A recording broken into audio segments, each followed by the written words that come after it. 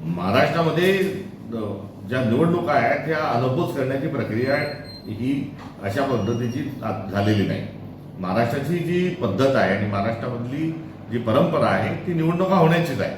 मागच्या जर 3 निवडणुका पोटनिवडणुका बघितल्या तर त्यात निवडणुका झालेल्याच आहेत. नांदेडला वसंतराव चव्हाण साहेब आमचे काँग्रेसचे खासदार निवडून आले होते.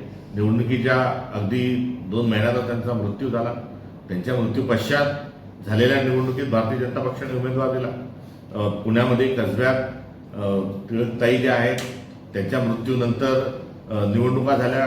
काँग्रेसने उमेदवार दिला. दंगेकर आमचे तिथे उमेदवार विजयी झाले. आणि देगलूरला जी निवडणूक झाली होती ती अण्णापूरकरजींच्या निधनानंतर तिथेही निवडणुका झाल्या. तिथेही काँग्रेसचा उमेदवार निवडून आला. थेट गोपीनाथराव मुंडेंपर्यंत आपण गेलो किंवा कितीही मागे जर गेलो तर निवडणुकीच्या ठिकाणी दुःखद निधन जे आहे ते आपल्या ठिकाणी त्याच्याबद्दल सर्वांनी शोकही व्यक्त केला आहे.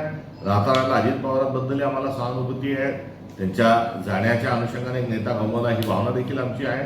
मात्र या सर्व गोष्टींची सरमिसळ या ठिकाणी करण्याची कुठली आवश्यकता नाही. याआधी मुख्यमंत्र्यांनी किंवा विरोधकांनी अशा प्रकारे साथ घातलेली आहे का? आता अशी प्रकारची साथ घालण्याची काय आवश्यकता आहे असे अनेक प्रश्न निर्माण होतात. आणि अनफोज करत असताना जसा एक सत्ताधारी पक्ष एक विरोधी पक्ष आहे तसा कोणी माणूस त्या ठिकाणी अर्ज करू शकतो.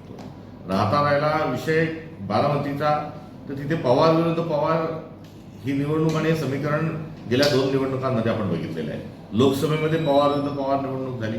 विधानसभेने पवार विरुद्ध पवार निवडणूक झाली. त्यामुळे तिथे असं काही कुठल्याही प्रकारचा विषय असण्याचं काही कारण नाही असं आम्हाला वाटतं. राज्यसभेमध्ये महाविकास आघाडीच्या माध्यमातून आदरणीय शरद पवार साहेब आमचे उमेदवार होते. तर अजित पवार एनसीपीच्या वतीने देखील दुसरे पवार त्या ठिकाणी होते. जर 8वा उमेदवार असता तर तिथे निवडणूक झालीच असती ना. त्यामुळे हा अनपोज निवडणुकीचा जो घाट घातला जातोय हा अनाकलनीय आहे. मात्र इथपर या दोन्ही निवडणुकांमध्ये या दोन्ही जागा ज्या आहेत रावरीच्या आणि बारामतीच्या इथे आमचा मित्रपक्ष अर्थात तुतारी चिन्हावर राष्ट्रवादी निवडणूक लढलेली आहे आणि त्यांच्याकडे या 2 जागा आहेत. त्यांच्याशी चर्चा करून या संदर्भामध्ये नेमकेपणाची भूमिका काँग्रेस पक्ष घेईल.